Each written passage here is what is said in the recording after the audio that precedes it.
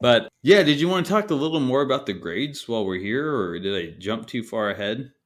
No, I mean, like, I know at the beginning of the season, and we graded, we kind of went through the roster, and graded players kind of off on the fly, and then pulled out the old GPA calculator and calculated a final grade for positional groups: point guard, shooting guard, small forward, power forward, and center, just based off of specific positions in groupings to talk about the 20 guys at camp.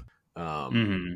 so I, we have grades out on Cap City Crown. That they're not a consensus between Tony and I, but I think we should kind of go through and maybe based off of that as a baseline, kind of go through and grade some of these positional groups in the same light, taking into account how the season went and where they are in terms of what our expectations were and stuff like that. Does that sound okay? Let's do it. Okay. Well, I guess it would be important to. Do you want to start with the point guards, or we want to get chaotic here? No, no, let's start on the point guards. I guess we would start with De'Aaron Fox. Yeah, I think Fox for me, he's an A. He's not putting up the craziest numbers. He's around almost 25 points a game. I was kind of hoping to see him around like 29, pushing 30, like on the upper side of 20. I get he's doing more than just scoring. He's becoming a leader and an all-star on the third best team in the West.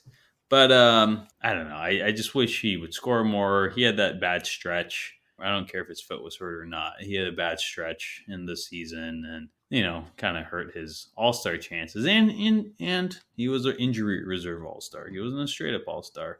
So I'm gonna give him an A. I think that's where he is. I love how we have to really point out like, well, that's why I'm going to give him an A. I think an A is still awesome, and I totally agree with Very you. true. The only reason I go A plus on the thing is because when I looked at the beginning of the season, I was like, "There's a few things you'd really like to see De'Aaron Fox do, and I would like to see De'Aaron Fox do, and I think everybody would like to see him do." It was get off to a good start, be a leader on a winning team, and make an All Star team and throw in things like that, have a better commitment to the defensive end, find ways to be a more dynamic impact on the floor. In a lot of ways, he's checked all the boxes. I guess I would just say that, like, from that standpoint, he just kind of gets a little extra credit from the standpoint of what people expected and really thought that he needed to do this season. I mean, he kind of like checked a lot of, if not all those boxes. And I think that just kind of puts him over the top for his personal grade. I still think that, like, I would make the argument that Sabonis is the team MVP. Hmm. That the whole thing kind of collapses without Sabonis. But Fox, in a lot of ways, is just looking at him as a player. He did exactly what you needed him to do, and he made the All Star team. And we both know he should have been. He shouldn't have been forced to be an injury reserved. Hmm. And I do think that a lot. There's the one thing that obviously stands out is that stretch with the foot bruise, because I kind of, maybe I was really leaning into the fact that I give him an A plus, but I took it from the standpoint of, like, think about the leadership that shows that he wanted to play through it. I totally also see, and I don't really even disagree with the fact that it's like, well, you could show a lot of leadership by getting out ahead of it too. And I think he would do that if he was forced with the situation again. I think he learned from that. So I think that stands as a really good reason. I wouldn't disagree with you, and I would actually probably come down. And if we're going to be grading these positional groups, I think I'm going to mark them down as an A as we try to grade these positional groups. I won't try to yank you up towards the A plus because I think I'm going to have to Okay. pull more weight on some other player. Okay. Fair enough. So Fox, he's at an A. And that will bring us to the backup, Davion Mitchell. Man, I want to go around like a C plus. Really, I mean, maybe. Man, I don't know. I'm interested to hear what you have to say. I forget your ranking exactly in the I gave him article. a C. I gave him You a gave him a C, C. and it's for the reason that he's done. Expectations were already pretty high for him on defense because he's just so talented. And he's not taking away from anything. He's the best defender on the team. He's changed games, set tones, done a lot of things off the bench with defense that nobody's going to notice by looking at a stat sheet. I totally get that. I love Davion Mitchell. I love watching him play. He's one of my favorite players to watch on the team. But it's not like he's going in there and it's not like he's going to be on an all defensive team this year. I don't think. I feel like he didn't get recognized at the Rising Stars Challenge, despite the fact that there were 3 teams, right? I just feel like it's not. No, it was actually 4 teams. 4. Well, there you go. I said 3 last time, but one was like all G Leaguers. So, oh, okay. Yeah. Well, anyways, but my point is just like the defense. Like if I was just rating his defense alone, I'd give him an A. Like it's been great, but I kind of expected to give him an A. You know, it's in the same way that I gave Sabonis an A. I would never expect anything less. But the offense, it's just, and you can attribute it to the fact that maybe he doesn't 100% feel comfortable with his role, or it's something that he's still kind of adjusting to. But the offense has just not been there. And I think one of the biggest things, the thing that probably made it easy to give him a C rather than a C plus, because you're talking about such a high peak with his defense and such a low trough with his offense. It just goes down into a valley in terms of his game. And so that kind of balances out into being an average overall. But the thing that kept him from being a C plus in my eyes was that game in Indiana, where he had a chance to just really do something, and he bailed Indiana out. He let it be 4-on-5, and he just never forced his will on offense. He was not driving. I think 4 out of his 5 field goal attempts were just like 3-point attempts. He never put any pressure on the defense. On the defense. He never made himself known to be a threat with the ball in his hands. And I think he only had 1 assist. It was the last thing you wanted to see him do, especially in a situation that he's historically been good in. And I hate to make that dictate a grade for 57 games by pinpointing it on one game, but I think that was a pretty good illustration of why a lot of people are frustrated with that. And a C's not a bad thing. I mean, like C's equal degrees, man. Like, I get you. I expect better, and I feel like he could totally have a way better grade in the final 25 if he kind of just forces his will a little bit more. It's not even about shooting a better clip from 3. It's about having that intent. Like, do you actually believe that you're a threat when the ball's in your hands? You're a talented driver at the rim. You're quick. You're not obviously as fast as Fox, but you seem about as quick as anybody. And just to see him shy away from that is just, I mean, come on. You'd like to see him take that step in his second season, I guess. Yeah, I hear you for sure. I was leaning more with the C plus, just because he has been our best defender. He hasn't really let us down on that end too much.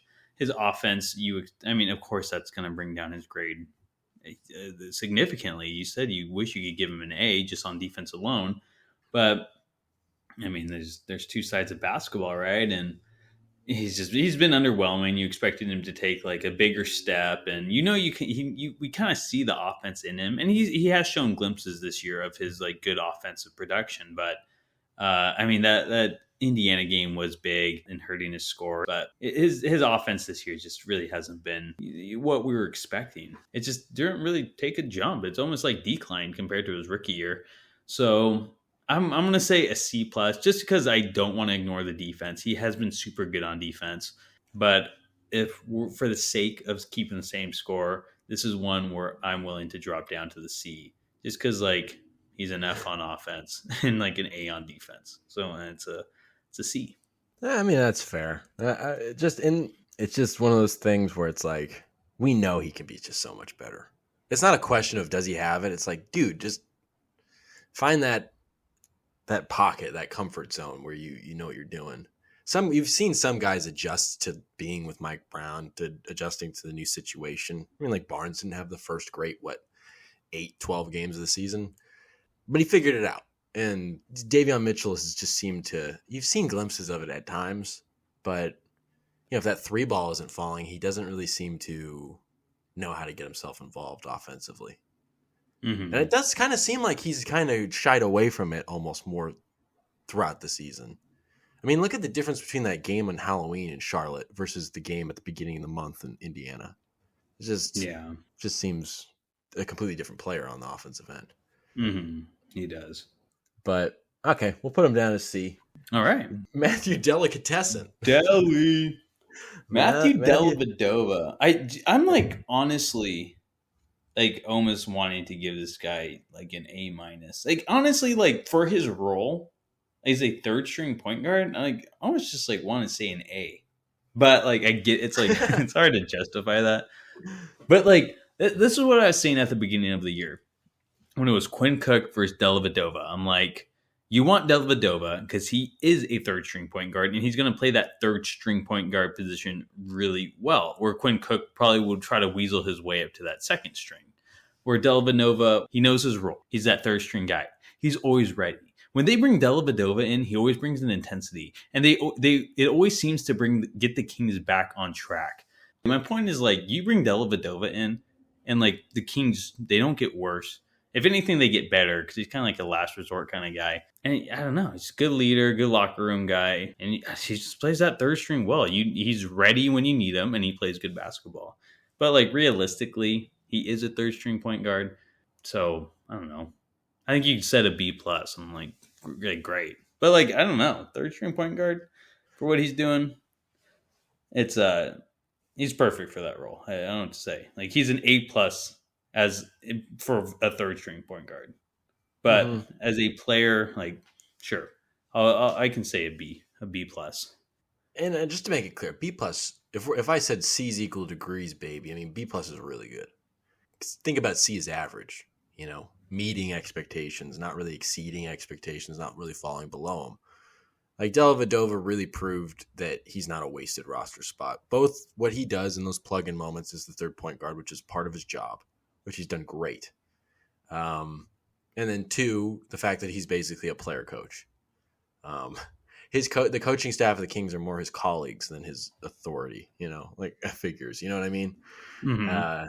He's terrific in that sense. The only reason I just keep him out of the A realm is because he is not like if Fox went down for 2 weeks or if Davion Mitchell went down for 2 weeks, I don't know if he's proven that by the end of that he would be able to hold up. And also you'd have to take into account that you'd have like other guys kind of patching up that hole, obviously Monk or seeing more Terrence Davis. Mm-hmm. Very true. So it's just kind of like I keep him at the beat. I don't go too overboard. But Dellavedova, talk about a guy that I think every NBA fan that watched over the last decade, everybody has respect for Dellavedova for good reason, and he's a valuable part of this team. And I did think about giving him an A minus, honestly, but I was just like B plus. Let's not go overboard here. Yeah, I hear you. And I think when we grade the positional rankings, it's like we're gonna have to take that into account. Like he has a B plus, but it's like Davion Mitchell's C outweighs it. Yeah, the grades are not overall rankings of what their skill set is. Davion obviously is a far more skilled player than Dellavedova, but relative to the role and expectations. Yeah. So what would you call the point guard group overall? The point guard group overall? The point guards? That's a good name for them. Yeah, the point guards.